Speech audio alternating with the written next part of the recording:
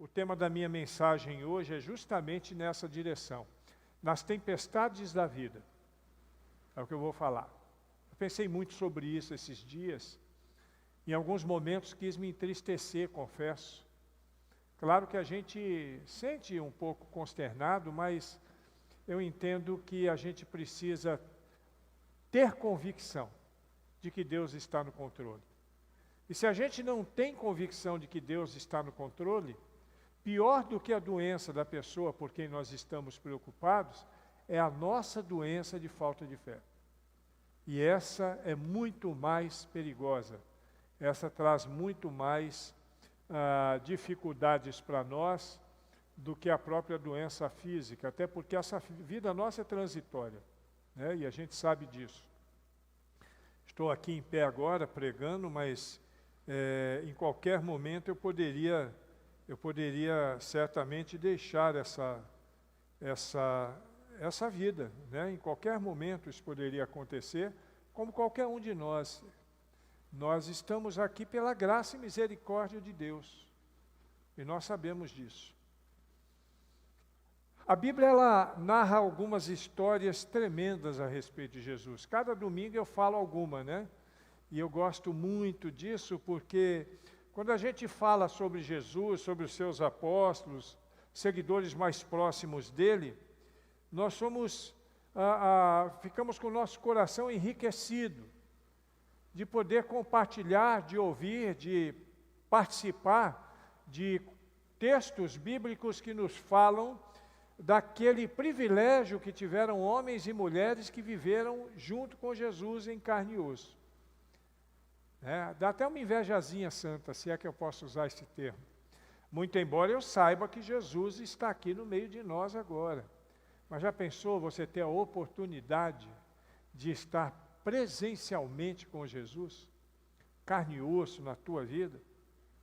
Então Jesus ele viveu durante pelo menos 3 anos de ministério, de uma maneira muito próxima com um grupo de pessoas, né? Eram seus apóstolos, aqueles primeiros convocados, os discípulos e os seguidores, e a multidão, né? Eu digo multidão, que também eram seguidores, mas nem todos estavam atrás de Jesus da bênção, estavam atrás da bênção de Jesus. Eram seguidores, mas seguidores com uma finalidade diferenciada. Dentre os vários episódios que Jesus viveu, que nós lemos nas Escrituras, um dos episódios que nos traz assim muita alegria no coração é o episódio que fala de Jesus acalmando o mar durante uma tempestade. Já até falei sobre isso em outra ocasião, mas num enfoque diferente daquele que eu vou dar hoje. A história da tempestade sendo acalmada por Jesus, ela nos ensina lições valiosas. Aliás, toda a Bíblia nos ensina lições valiosas. A Bíblia, isso daqui é o livro que deveria estar na biblioteca de todas as pessoas. Se você não tem uma Bíblia, você pode me procurar que eu dou uma para você de presente. Porque todo mundo precisa ter uma Bíblia. Todo mundo precisa conhecer essa fonte de conhecimento, essa fonte de fé, essa fonte de esperança, de onde emana a palavra do Deus vivo. Não é o papel, ela pode vir em papel, ela pode vir digitalmente, ela pode vir da forma que for, o importante é o seu conteúdo. É aquilo que ela transmite, o que ela nos ensina. E neste texto, como também em outros textos, a gente vai aprender algumas coisas que são preciosas. Eu queria muito que você prestasse toda atenção agora, por isso se desligue de tudo agora. Se desligue de qualquer coisa que possa tirar a sua atenção daqui deste púlpito neste momento. Neste púlpito, neste momento, a palavra de Deus vai ser ministrada, está sendo ministrada. E ela é ministrada para a nossa edificação, para o nosso consolo, para o nosso conforto, para sermos exaltados e para acrescentar paz e esperança em nosso coração. E eu quero que você preste muita atenção em tudo que for dito, porque talvez Deus vai falar diretamente com você. Eu sempre digo o seguinte, que Deus fala no coletivo. Quando nós falamos aqui, Deus está falando para todo mundo. Agora, Ele fala de maneira, assim, individual também. Às vezes, a Lena, por exemplo, vai ter um entendimento diferente do Maurílio, que vai ter um entendimento diferente do Ivan. O mesmo texto, as mesmas palavras, mas elas vêm de encontro à nossa necessidade, à nossa realidade.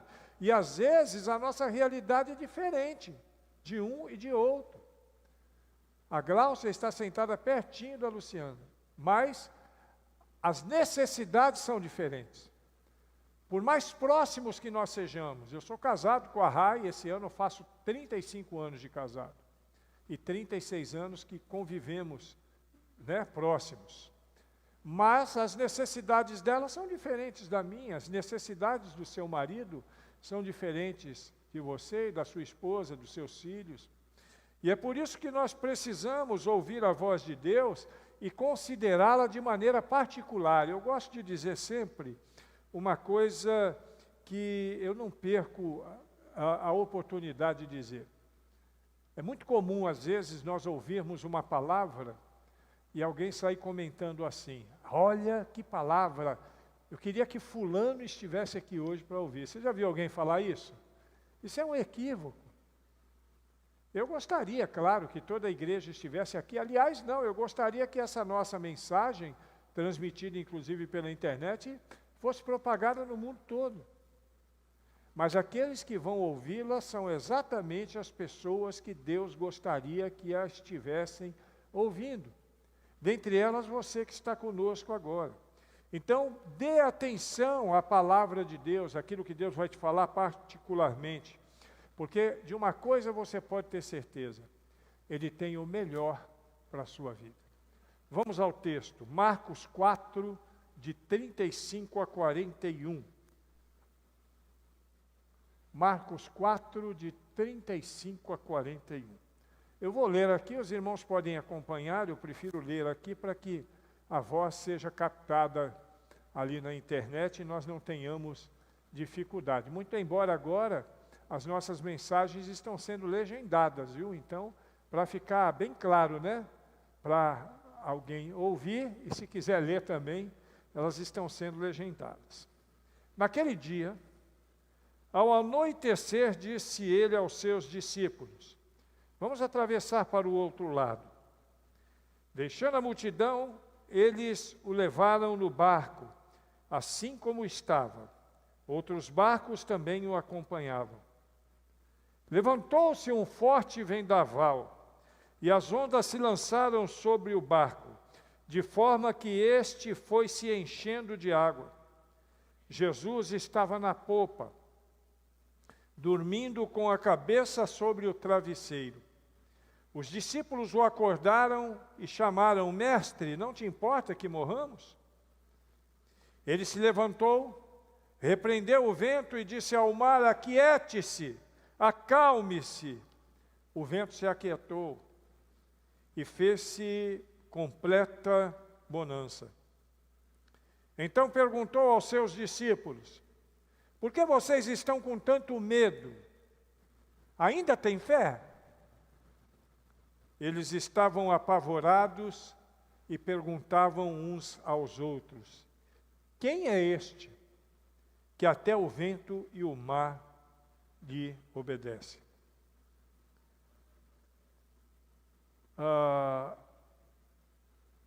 Gostaria de entrar no contexto para entendermos melhor o que aconteceu e todos os seus desdobramentos.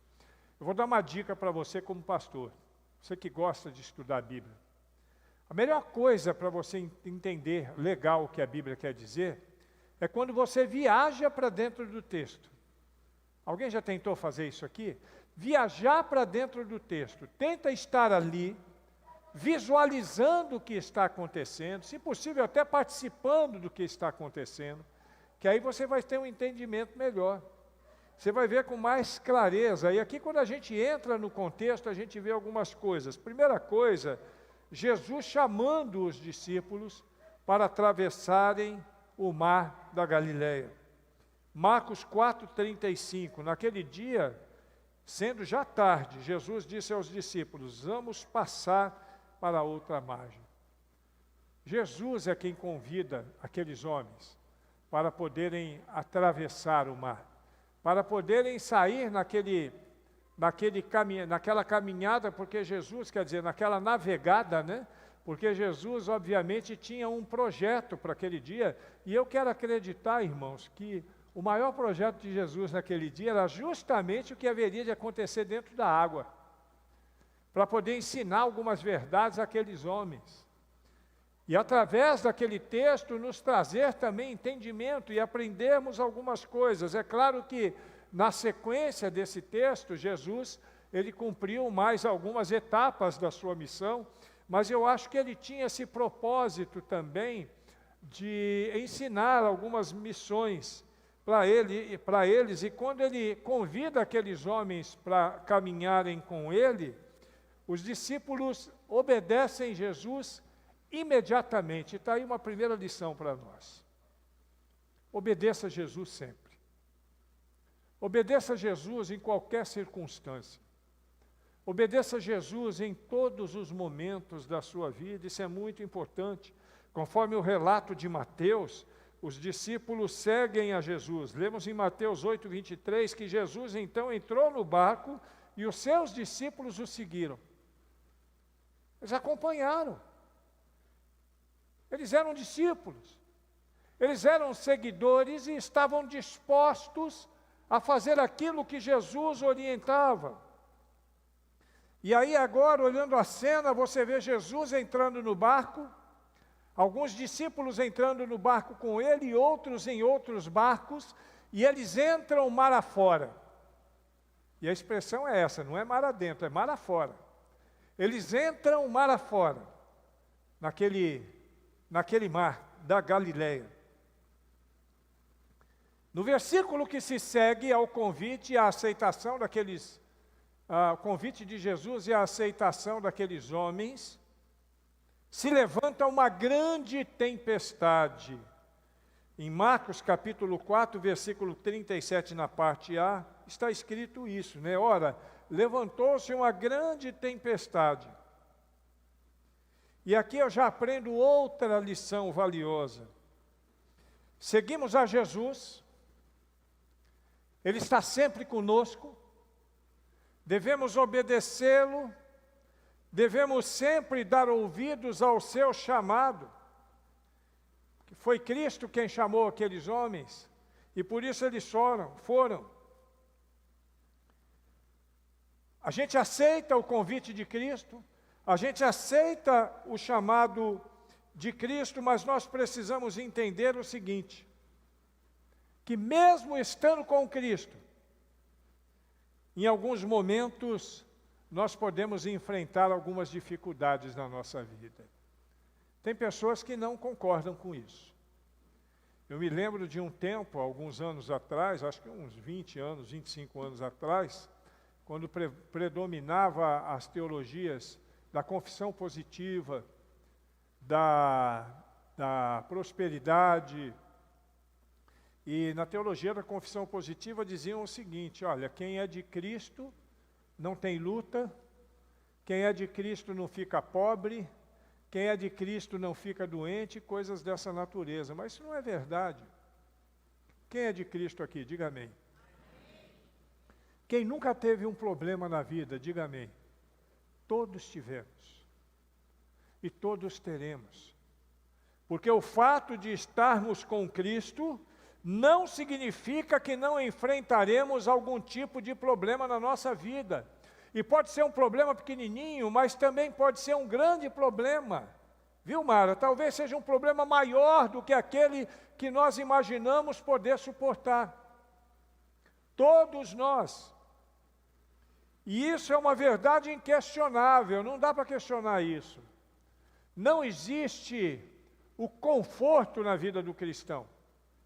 Nessa dimensão, não. Eu vou estar confortável quando eu estiver com Cristo nos céus. Aí é conforto, só alegria, porque lá não entra pecado, lá não tem dor, lá não tem choro, lá não tem morte, lá não tem nada disso. Mas aqui na terra, eu convivo ainda com o mundo corruptível, com o mundo corrompido. Continuo sendo pecador e vou viver essas verdades. Nós vemos os discípulos enfrentando uma tempestade, mesmo estando num barquinho com Jesus Cristo. Um barco, acho que não muito grande, barco de pesca não é tão grande assim. Eles estavam com Jesus ali e estavam enfrentando uma grande tempestade. E a reação deles é uma reação impressionante. Eles deveriam estar tranquilos. Eles estavam com o seu mestre. Muito embora estejamos aqui no começo do Novo Testamento, mas eles já começavam a visualizar o poder de Cristo. Eles começavam a visualizar as coisas tremendas que Jesus fazia, poderia fazer. Eles tinham visualizado há poucos dias o batismo de Jesus. Uma voz falando do céu e o Espírito Santo descendo em forma de pomba. Eles visualizaram João Batista dizendo: esse é o Cordeiro de Deus. É Ele que tira o pecado do mundo. Eles visualizaram a tentação de Jesus no deserto. E como Jesus encarou o diabo, que na sua arrogância tentou, de alguma forma, prejudicá-lo. Mas eles não o prejudicaram. Ao invés de estarem tranquilos, eles entram em desespero, irmãos. Eles olham para aquele temporal e eles entram em desespero, ficam desesperados. Jesus os repreende. No capítulo 4, no versículo 40 de Marcos, Jesus diz para eles assim: por que vocês são tão medrosos? Como é que caminhando comigo, e aí eu estou fazendo uma transliteração, né? Como é que mesmo caminhando comigo, vocês ainda não têm fé? Será que acabou a fé? Nós podemos imaginar o desespero daqueles discípulos. E eu entendo pelo desespero daqueles discípulos que, muito embora andando com Cristo, eles ainda não sabiam quem era Jesus. Eles ainda não tinham clareza sobre a identidade real de Jesus, sobre o seu poder, sobre a sua missão, sobre a proteção que ele poderia dar. Aqueles homens caminharam com Jesus dia e noite por 3 anos e não conheceram Jesus. E eu vou dizer uma coisa para você. A gente vê isso com muita clareza no próprio texto de Marcos, no capítulo 4, no versículo 41, que diz assim: e eles, possuídos de grande temor, diziam uns aos outros: quem é este que até o vento e o mar lhe obedecem? Eles não conheciam Jesus. A intimidade que eles tinham com Jesus era muito rasa. E eu vou dizer uma coisa para você, com muita dor e aperto no meu coração. Tem muita gente na igreja que é exatamente aquelas pessoas. E aquelas pessoas, pelo menos, tinham uma justificativa. O Espírito Santo não tinha sido derramado ainda. Eles só começaram a entender os processos de Cristo depois do derramamento do Espírito Santo. E nós, que já temos sobre a nossa vida o Espírito Santo? Muitos de nós também não temos intimidade com Jesus. Dói no coração, como pastor, ter que falar isso. E não estou direcionando para A, para B ou para C, mas muitos de nós não temos, ou alguns crentes não têm, um conhecimento a respeito de Jesus, uma comunhão verdadeira com Jesus. Muitos ainda não conhecem quem é Jesus e caminham no dia a dia com o Jesus da religião. Caminham no dia a dia com o Jesus que na vida de muita gente é um ilustre desconhecido. Na vida de muita gente é assim. Para muitos, Jesus não é mais do que um personagem religioso. Para muita gente, Jesus não é mais do que um personagem religioso, mais um líder religioso no meio de tantos que existem. Para outros, Jesus é um ser mitológico. Para outros, ele é tão mitológico quanto é o Odin, quanto é o Thor. Muita gente vê dessa forma. E para outros ainda, ele nem existiu. É mole um negócio desse? Para muita gente, o Jesus histórico não existiu. Mas o Jesus histórico é um fato comprovado do ponto de vista científico, arqueológico, antropológico e histórico. O Jesus histórico existiu. Mas mesmo assim, alguns questionam a sua existência.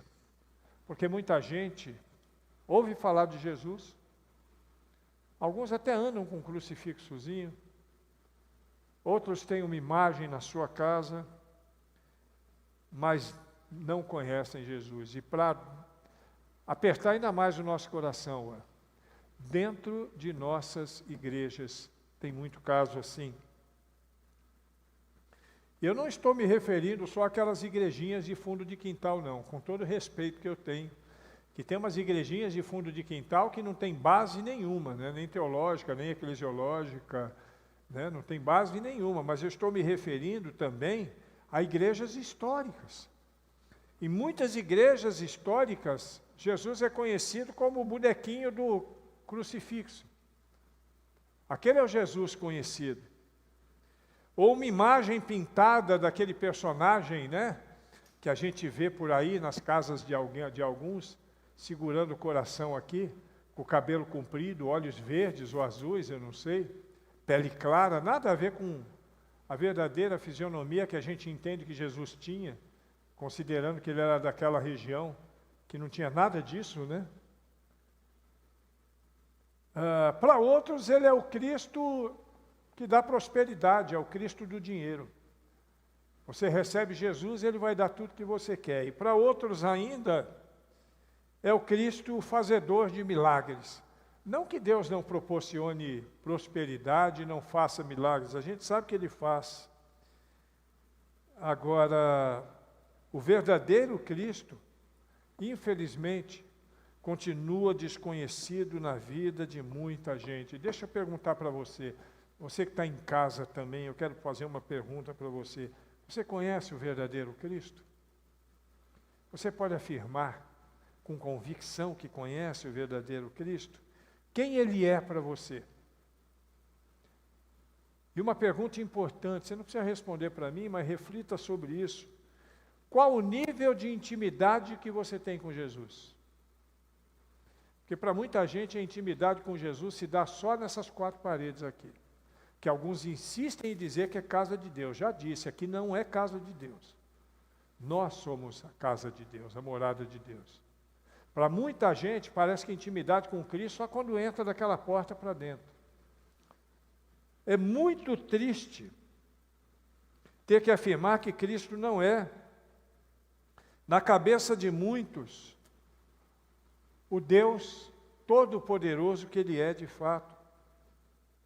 Inclusive na consciência de muito crente. Eu me lembro de um fato que aconteceu comigo. Em 1992, eu trabalhava na Convenção Batista Baiana, lá em Salvador. Eu trabalhava lá. E naqueles dias havia uma formatura de educação religiosa, ali do seminário, e uma das mulheres que estava se formando, ela trabalhava comigo lá. E ela estava feliz porque estava se formando e ensinar nas igrejas batistas agora, com formação de seminário e tal.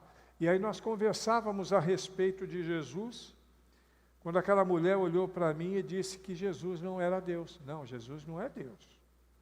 Jesus é o Filho de Deus. Eu olhei para aquela mulher e falei, essa mulher é testemunha de Jeová, está infiltrada aqui. É testemunha de Jeová. Porque os testemunhos de Jeová não acreditam que Jesus é Deus.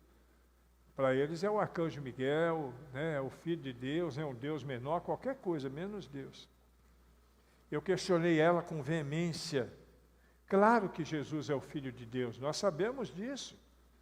Mas ele é o Filho de Deus com a mesma natureza de Deus, ele é igual a Deus, aliás, ele é o Deus encarnado, é a segunda pessoa da Trindade. E quando você tira a divindade de Jesus Cristo, você está tirando a essência do cristianismo. A essência do cristianismo é a divindade de Cristo.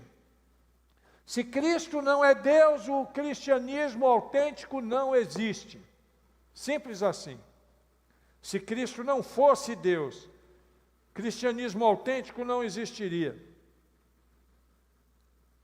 Nós precisamos ter um conhecimento consistente da vida e da obra de Jesus, se quisermos ter condições de enfrentar as tempestades da vida.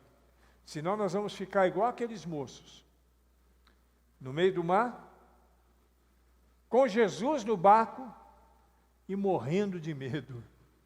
Pense num negócio desse.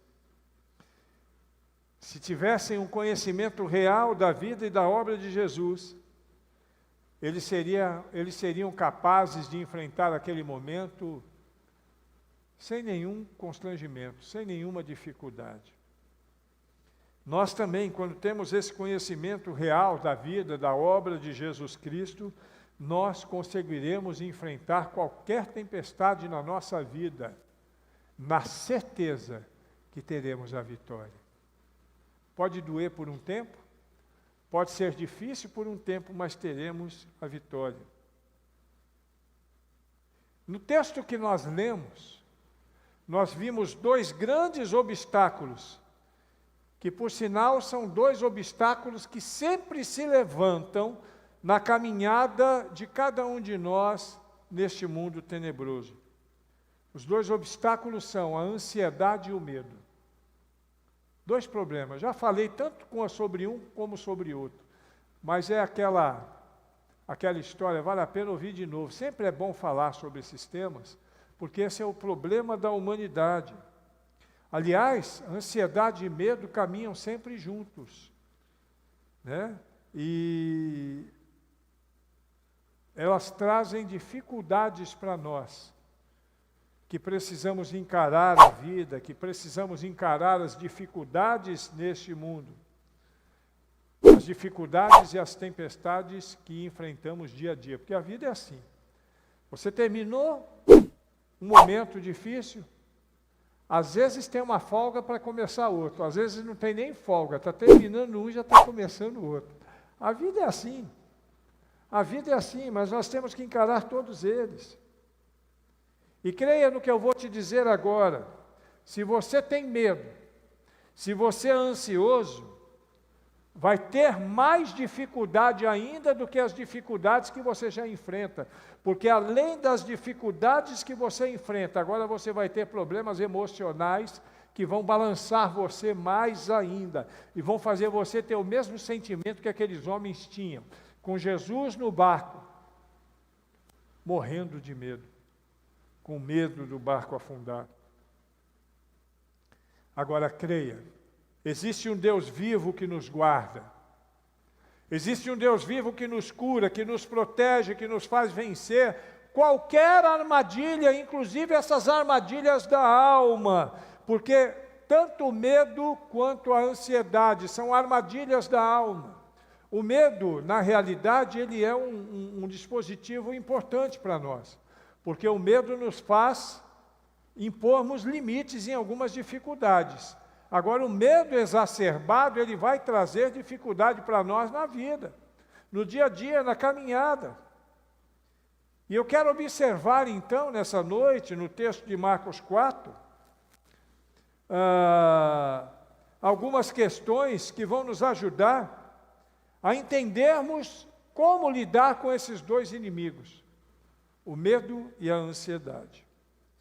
Me acompanha para que você possa também entender o que eu estou colocando. Em primeiro lugar, lembre-se de uma coisa que é muito importante. Nós estamos no mesmo barco com Cristo. Quem está no barco com Cristo aí, diga amém. Você não está sozinho. Aliás, você não vai estar sozinho em momento algum. Quando você decidiu caminhar com Deus, Quando você decidiu caminhar com Cristo, Ele se aproximou de você. Ele entrou na sua vida, Ele entrou no seu coração. E a partir daquela vida, a partir daquele dia, Ele faz morada no teu coração. Nós estamos no mesmo barco com Cristo. Nós navegamos no mesmo barco com Cristo durante toda a nossa vida. Eu não sei quantos anos mais eu vou viver. Eu não sei quantos anos você vai viver. Mas enquanto estivermos neste mar agitado da vida, nós estamos dentro do barco com Cristo, com quem estaremos por toda a eternidade. E quando você lembra que está no mesmo barco com Cristo, você precisa lembrar que Ele está com você todos os dias. Todos os dias. Uma coisa interessante ali no barquinho do texto, Jesus estava dormindo. Mas Ele estava onde? Ele estava junto ali. Jesus está junto. E olha que eu vou dizer para você, guarda de Israel não dorme. Ali era um sono didático. Jesus queria ensinar algumas lições para aqueles homens, e ensinou, viu? E ensina para nós também. Segundo, além de Ele estar conosco todos os dias, Ele nunca vai nos abandonar. Preste atenção nisso. Deus nunca vai abandonar você, meu irmão. Pode ser até que um dia você queira abandonar a Deus, mas Deus não vai abandonar você. Jesus vai estar contigo sempre. Existe uma questão teológica, uma discussão teológica sobre a perseverança, que perseverar até o fim será salvo. E a gente sabe que não dá para deixar de ser filho. Não dá para deixar de ser filho. Se aquele que persevera até o fim é filho. O que não persevera até o fim é o joio. Nunca foi trigo, nunca foi filho. Talvez teve até um movimento emocional num dia, um culto, uma palavra, e ele se dobrou, levantou a mão, foi lá na frente, fez a oração de fé, mas não se converteu de verdade. Porque Deus nunca abandona os que são seus. Aquele que vem a mim, de maneira nenhuma o abandonarei. E a terceira coisa é que o amor dele já foi demonstrado. Você quer saber mais o que de Cristo? Será que ele já demonstrou que te ama? Sim ou não? Para mim, ele já demonstrou que me ama. Ele morreu no meu lugar, meu irmão. Um miserável comedor de angu igual eu.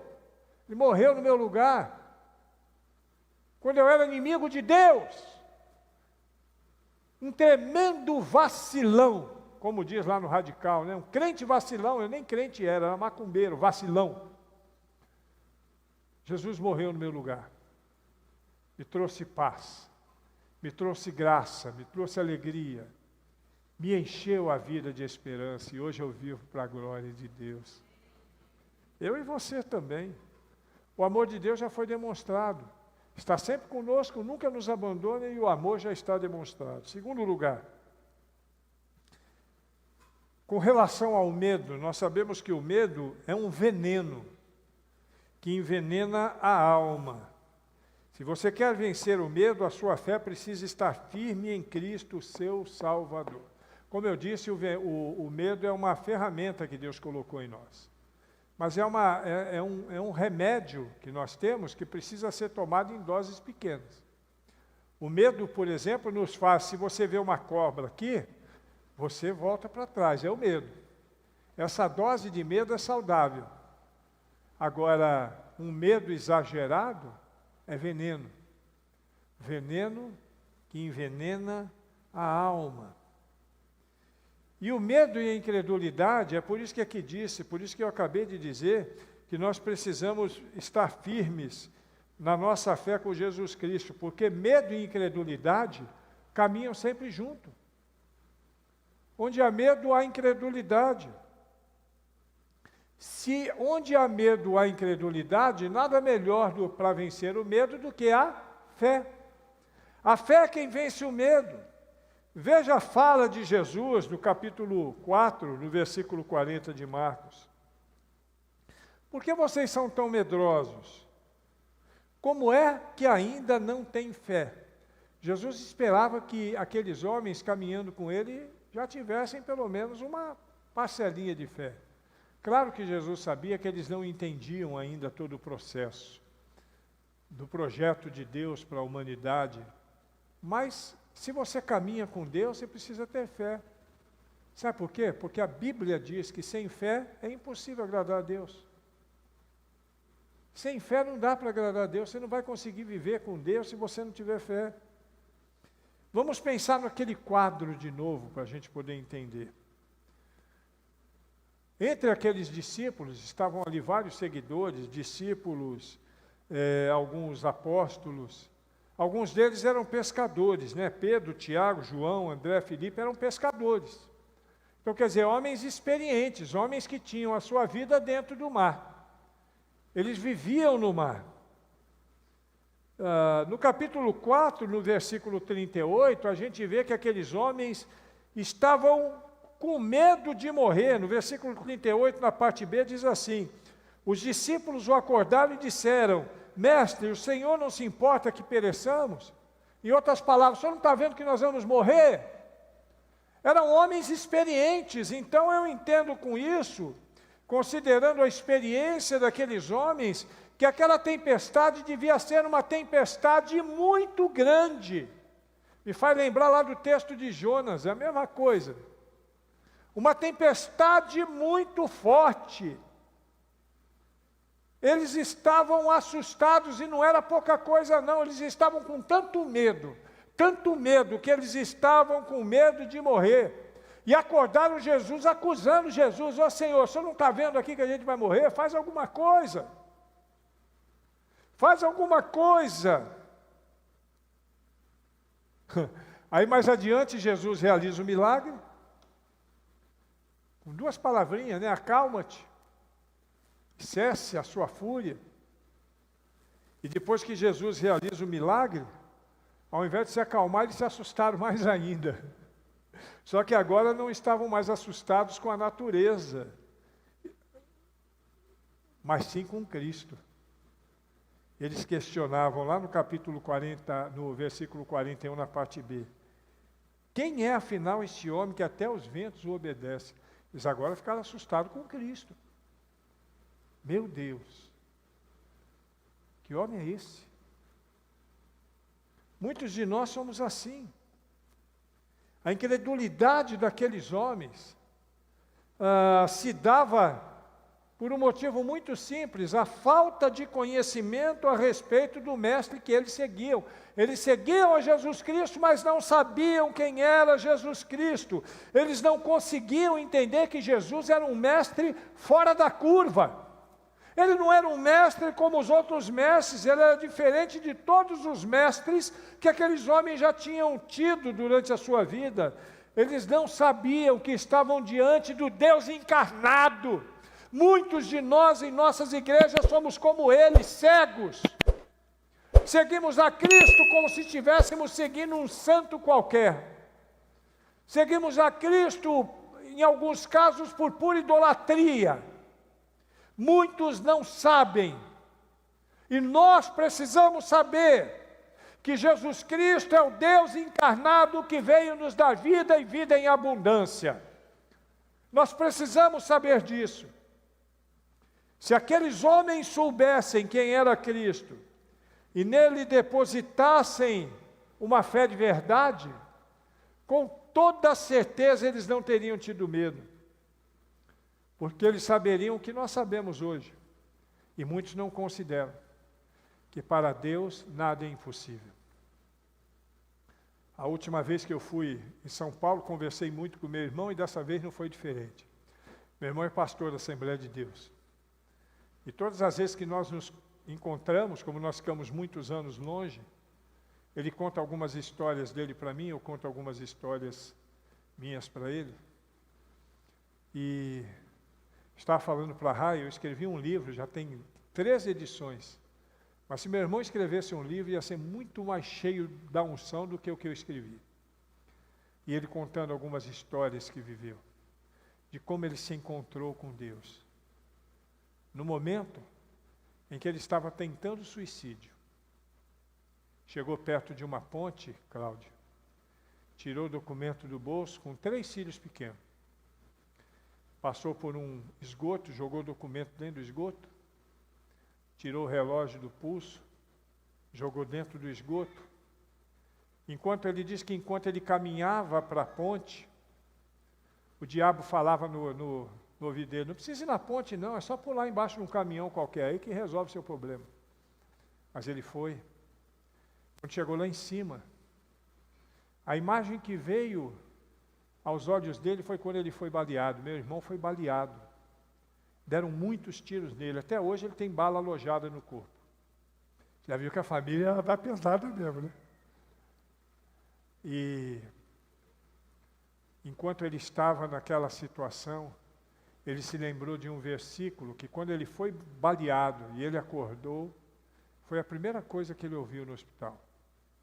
Eu vim para que tenham vida e a tenham em abundância. E aí a história se desdobra, eu não vou contar toda, mas aí a ficha dele caiu. Ele falou: não é isso que Deus quer para mim, não. Desceu da ponte, tentou encontrar o relógio, o documento, ainda conseguiu resgatar o documento, voltou para casa, se converteu, e hoje é minha versão pentecostal, pastor da Assembleia de Deus.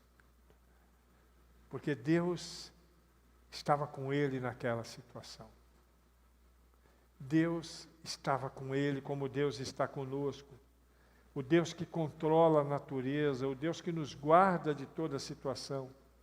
Se aqueles homens tivessem acreditado em Jesus Cristo e soubessem quem era Jesus Cristo, não teriam ficado desesperados, porque eles saberiam que Jesus nunca deixa um homem desamparado. Meu irmão caminhava ali para se matar, o diabo futucando a orelha dele para ele poder pular, mas Jesus Cristo próximo, protegendo a vida dele.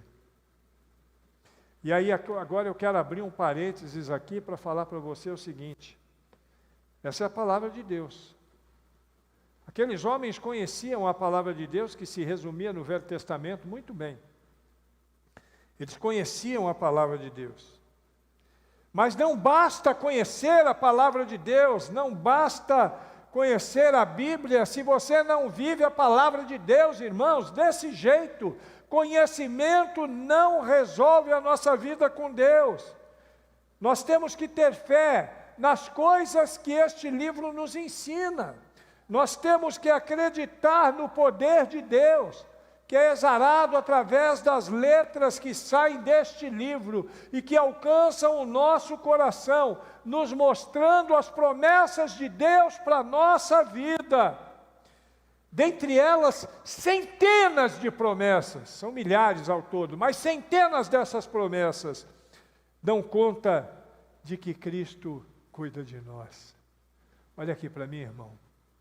Deus cuida de você. Em todo momento. Não tenha medo. Deus é contigo. Sempre. E para que você possa vencer, você precisa mais do que conhecer. Você precisa viver as Escrituras e acreditar nisso que está escrito aqui. Este conhecimento e essa vivência vai te dar oportunidade e condições de vencer o medo quando você estiver atravessando as suas dificuldades. E por último, nós sabemos que Jesus está conosco sempre. Falamos um pouco sobre o medo e agora considerando a ansiedade. Nós precisamos saber de uma vez por todas que temos que descansar no Senhor, tendo o entendimento de que a nossa identidade é de filho. Alguns se identificam como servos, outros como membros de uma igreja. Eu quero que você comece a se identificar como filho. Diga assim: eu sou filho de Deus. Nós somos filhos de Deus. Deixa eu falar uma coisa para você. Se você vive ansioso, não tem tempo para descansar, para relaxar. A ansiedade vai te prejudicar a acreditar no milagre de Deus. A ansiedade, assim como o medo, e eu disse que o medo envenena a alma, a ansiedade também envenena a alma. A ansiedade é veneno para a alma. Vamos mais uma vez entrar no contexto para poder perceber o que estava acontecendo ali. O vento estava muito forte. Sim ou não? Muito forte. As ondas eram verdadeiros vagalhões, aquelas ondas que jogavam o barco lá em cima, e o barco caía, né? Os pescadores experientes estavam com medo. Provavelmente o leme já não resolvia mais nada. Já não adiantava ficar com o leme para lá e para cá, que ele não estava dando conta para poder controlar a embarcação. Era uma situação terrível. Está pensando no cenário agora? Está conseguindo ver aquele barquinho subindo e descendo ali? Olha ao seu redor agora e você vai perceber que o barco está se enchendo de água. Todo mundo apavorado, todo mundo assustado. Olha o que diz o texto no versículo 37. E as ondas se arremessavam contra o barco, de modo que o mesmo já estava se enchendo de água. Enquanto aqueles homens incrédulos e medrosos estavam ansiosos, sem fé para entender que Jesus estava no controle. Sabe onde estava Jesus? Na popa do barco, fazendo o quê? Dormindo aonde? Num travesseiro. Significa que ele estava dormindo com muito conforto. Tinha até um travesseiro, ele dormia tranquilamente. Você sabe por que os homens estavam desesperados e Jesus dormia tranquilamente? Porque os homens não entendiam o que haveria de acontecer. Mas Jesus sabia exatamente.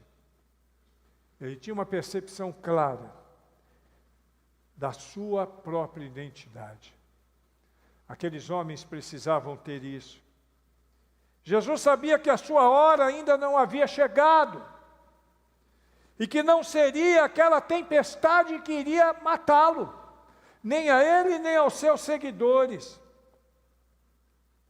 Se aqueles homens tivessem uma visão apropriada a respeito de quem era Jesus, do seu propósito nas suas vidas, do seu poder, eles também poderiam estar naquele barco como Jesus, dormindo, tranquilamente, sem ansiedade, mesmo estando no meio da tempestade. E eu quero dizer para você, querido, sua ansiedade não vai trazer nenhuma vitória para você. Descansa no Senhor. Descansa no Senhor. Deus é quem controla tudo. Nós já sabemos quem é Cristo. Nós conhecemos o seu poder. Nós conhecemos os propósitos de Cristo. Nós sabemos que não partiremos desse mundo sem que haja a intervenção de Deus, o desejo de Deus. Lá nos Estados Unidos, eles têm a festa do Dia de Ação de Graças e é comum matar um peru. E eles costumam dizer o seguinte: só quem morre na véspera é peru, porque tinha que matar o peru um dia antes para deixar de molho para poder dar tudo certo. É peru, né? Peru, estou esperando, hein? Peru. Nós não somos peru para morrer na véspera, não. Eu não tenho que me preocupar, eu tenho que saber que Deus é o Deus que cuida de nós. A Bíblia diz assim: não andem ansiosos com coisa alguma, mas antes coloquem as vossas ansiedades aonde? Em Cristo. Deposita aos pés de Cristo. Pois é, irmão, olha aqui para mim, no nome de Jesus Cristo. Não fique ansioso com alguma coisa que você mesmo não pode resolver. Se você pode resolver, resolva. Se você não pode resolver, saiba quem é Jesus e deposite nele a sua fé. Lembre-se do seu poder, descanse nele.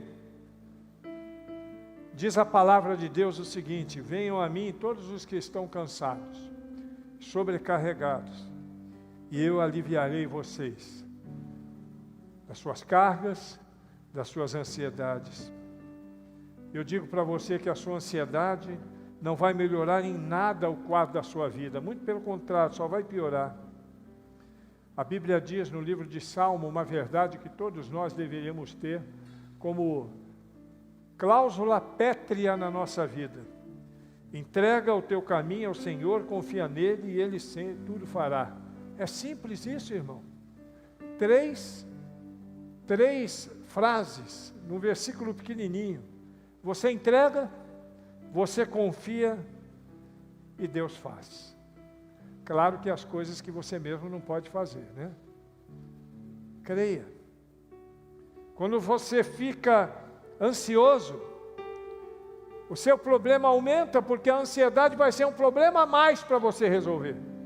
Além das tribulações da vida, além das tempestades, a ansiedade vai ser um problema a mais, um problema emocional, que vai trazer muita dificuldade. A Rai é terapeuta e ela sabe o que eu estou dizendo, também sou, mas ela trabalha na prática nisso. O problema emocional tem trazido transtornos na vida de muita gente. E são nós difíceis de desatar, não é, Rai? Nós difíceis de desatar. Então não fique ansioso por coisa alguma.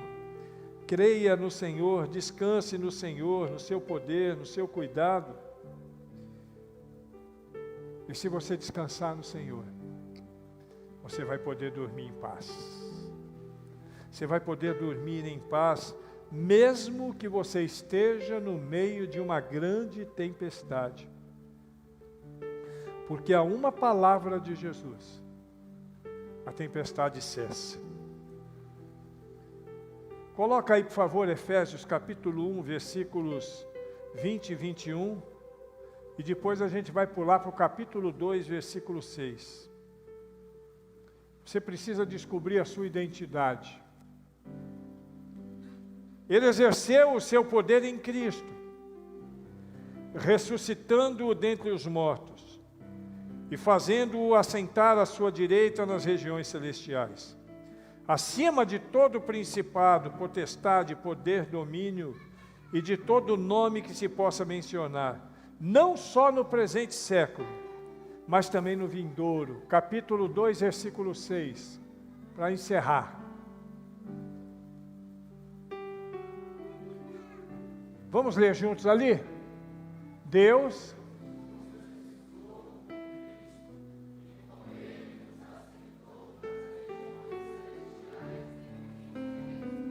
está vendo onde você está? Dá um glória a Deus. Estamos com Cristo. A nossa identidade se confunde com a identidade de Cristo, porque Cristo vive em nós. Para que o medo? Para que a ansiedade? Descansa no Senhor. Coloca a sua vida nas mãos de Deus de uma vez por todas. Não tem tempestade que possa atrapalhar a sua caminhada, porque Deus é contigo o tempo todo. E eu quero concluir a minha explanação fazendo uma síntese de tudo que eu falei, em poucas palavras. Primeiro, você está no barco com Cristo. Segundo, o medo pode ser vencido e a ansiedade pode ser superada.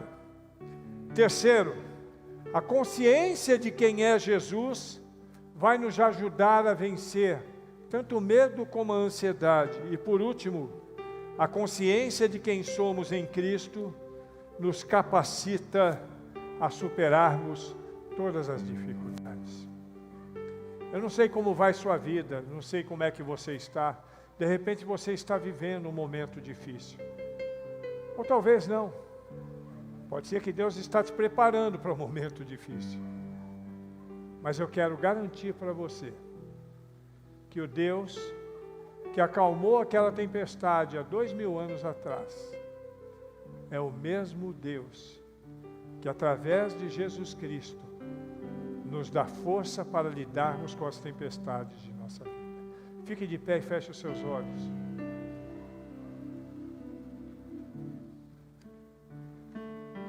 Talvez Deus tenha falado alguma coisa particular para você. Como eu disse, Ele fala no coletivo e fala no particular. Será que Deus falou alguma coisa particular para você?